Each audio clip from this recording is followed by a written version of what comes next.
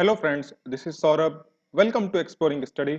आज हम लोग जानेंगे कि क्या 15 अगस्त 1947 के बाद संपूर्ण भारत आजाद हुआ था या नहीं। इस क्वेश्चन का आंसर जानने से पहले हमें ये ज्यादा जानना जरूरी है कि भारत पर किन किन देशों ने राज किया या राज करने की कोशिश की और कौन कौन उसमें सफल हुआ। तो चलिए सेशन स्टार्ट करते हैं। भारत पर कुल 5 देशों ने राज करने की कोशिश की।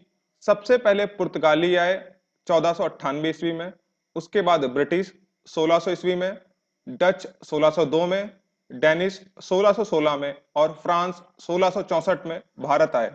शुरुआती दौर में कुछ देशों का मुख्य उद्देश्य भारत पर राज करना नहीं था, सिर्फ व्यापार करना था। परंतु धीरे धीरे कुछ देशों ने अपने देश पर, भारत पर राज करने की कोशिश की और उनमें से कुछ सफल हुए तथा कुछ असफल भी हुए।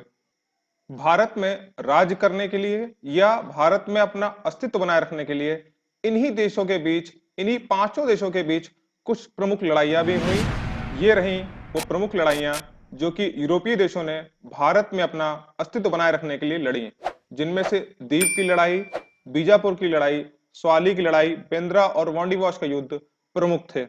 1612 में हुई स्वाली की लड़ाई में ब्रिटिश शासन की विजय हुई थी तथा पुर्तगाली साम्राज्य एक छोटे क्षेत्रों में जाके सिमट गया था। बेंद्रा के युद्ध में डच साम्राज्य का पतन हुआ तथा ब्रिटिश ईस्ट इंडिया कंपनी विजयी हुई।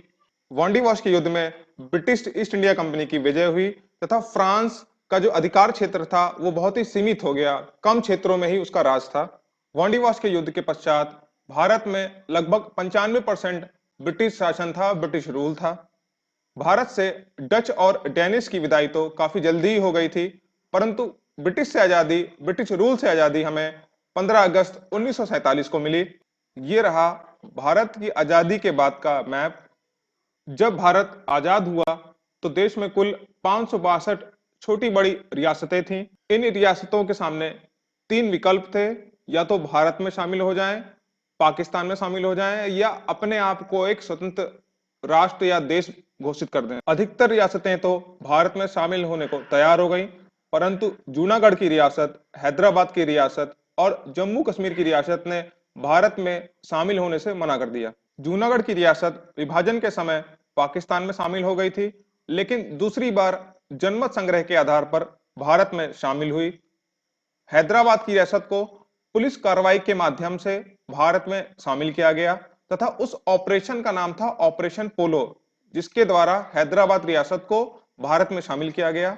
उस समय भारत के गृह मंत्री सरदार पटेल थे तथा रक्षा मंत्री बलदेव सिंह थे।